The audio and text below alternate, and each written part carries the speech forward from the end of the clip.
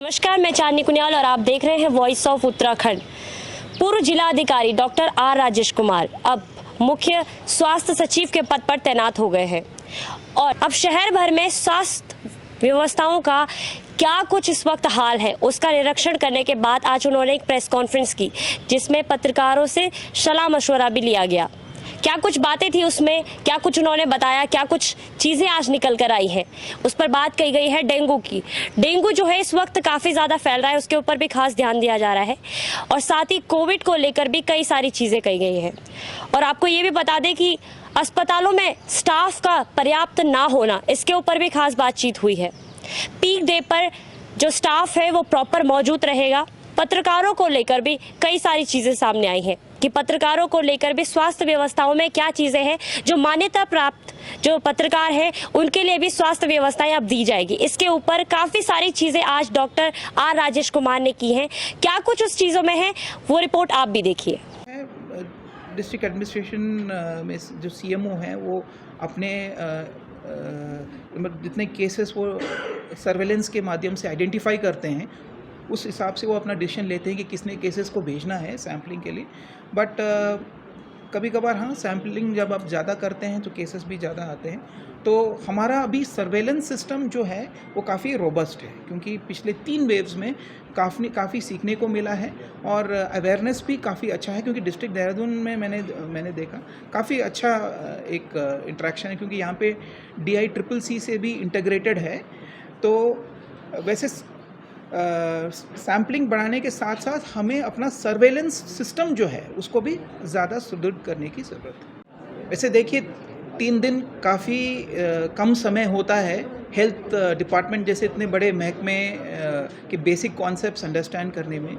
लेकिन इस 3 दिन के बीच में मैंने कुछ फील्ड विजिट्स भी की हैं और कतिपय डिपार्टमेंट में आने से पहले भी कुछ मैंने अपने दिमाग में रखा हुआ था कि ये चीज़ करनी चाहिए, क्योंकि as a common man, as a आम आदमी मैंने जो देखा है एंड एज अ डिस्ट्रिक्ट मजिस्ट्रेट भी मैं रूबरू हुआ हूँ लोगों के साथ, तो और लोग जो कॉमन प्रॉब्लम्स फेस करते हैं, तो इस हिसाब से मैंने 4-5 अपनी प्राथमिकताएं फ़िलहाल रखी हुई हैं। सबसे पहले हमारा एम और इंटेंशन ये रहेगा कि स्वास्थ्य सुविधाएं हर व्यक्ति तक पहुँचें। दूसरा, डॉक्टर्स, नर्सेस और जो हेल्थ स्टाफ हैं वो अपने अपने PHCs में, CHCs में अवेलेबल रहें। पीक टाइम में जब जनता की भीड़ सबसे ज़्यादा रहती है, उस समय अपने PHCs, CHCs, डिस्ट्रिक्ट हॉस्पिटल्स, सब डिस्ट्रिक्ट हॉस्पिटल्स में अवेलेबल रहें और एब्सेंटिज़म किसी भी हाल में बर्दाश्त नहीं किया जाएगा। तीसरी मेरी प्राथमिकता है कि मैंने जब एनालिसिस किया, मैंने प्रेजेंटेशन देखा, तो मैंने देख पाया कि स्टिल बर्थ उत्तराखंड में नेशनल एवरेज से ज़्यादा है। नेशनल एवरेज 3 पर 1000 बर्थ्स है और उत्तराखंड का 8 पर 1000 बर्थ्स है।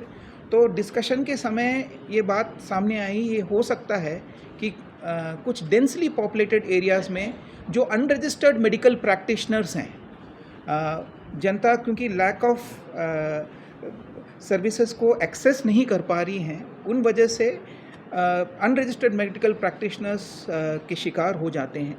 तो जो झोला छाप डॉक्टर्स हैं, जो अनरजिस्टर्ड मेडिकल प्रैक्टिशनर्स हैं, द क्वैक्स हैं और जो अनरजिस्टर्ड सेंटर्स हैं जो पेशेंट्स को ट्रीट कर रही हैं, उन पे ज़रूर कार्रवाई देखने को मिलेगी आपको। QRT मैंने डेंगू मॉनिटरिंग के संबंध में बताया था। तो QRT टीम्स वैसे डिस्ट्रिक्ट देहरादून में तो जब मैं था मैंने गठन भी किया था। उसमें हर डिपार्टमेंट के ऑफिसर थे, जैसे हेल्थ डिपार्टमेंट के, नगर निगम के, डिस्ट्रिक्ट एडमिनिस्ट्रेशन से ऐसे 3-4 विभागों से ऑफिसर्स हम लोगों ने उस टीम का गठन किया था। तो जो फील्ड में जाके अवेयर भी कराएंगे और वार्निंग देने के बाद अगर नॉर्म्स फॉलो नहीं होते हैं तो फ़ाइन भी करेंगे। तो इस प्रकार की टीम्स हम लोग देखेंगे कि यहाँ पे हमारे स्तर पे गठित हो सकते हैं या नहीं, क्योंकि फाइनिंग का नॉर्मली अधिकार जो है नगर पालिका में निहित रहता है। तो यहाँ पे उसकी प्रैक्टिकल संभावनाएं हम लोग देखेंगे और ज़रूरत पड़ने पर यहाँ पे भी हम लोग QRT टीम्स गठित करेंगे कि एक रेशियो होता है डॉक्टर्स टू पेशेंट्स का, नर्सेस टू पेशेंट्स का होता है, ताकि हेल्थ सर्विसेज को हम सुचारू रूप से स्टेट में चलाएं। इस रेशियो को बढ़ाने के लिए हर यथासंभव प्रयास किया जाएगा और जो एग्जिस्टिंग मैन पावर है उनको कैसे बेटर हम लोग फील्ड पे उतारें जनता की सेवा के लिए, वो हमारी प्राथमिकता रहेगी। छठा जो मेरी जो प्राथमिकता रहेगी, जैसे मैं अभी आपको बता रहा था, टेलीमेडिसिन के माध्यम से door to door delivery of essential medicines, ये हम लोग इस पे हम लोग वर्किंग करेंगे और संभवतः आने वाले समय में आपको इसका रिजल्ट भी मिलेगा।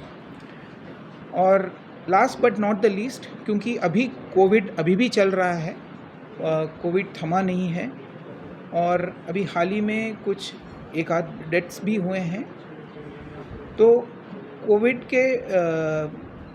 कोविड वेव्स के दृष्टिगत, क्योंकि अभी कुछ और स्ट्रेन्स भी जो है आ रहे हैं, नए स्ट्रेन्स उभर के आ रहे हैं, हम एक इंस्ट्रक्शन SOP हम लोग अगर जारी नहीं किया है तो पुनः जारी करेंगे कि जो गाइडलाइंस हैं शासन के कोविड के संबंध में, mask, social distancing, sanitizing, proper effective use of sanitizers, इनका जो है हम दोबारा रिट्रेट करेंगे ताकि केसेस में कमी आए।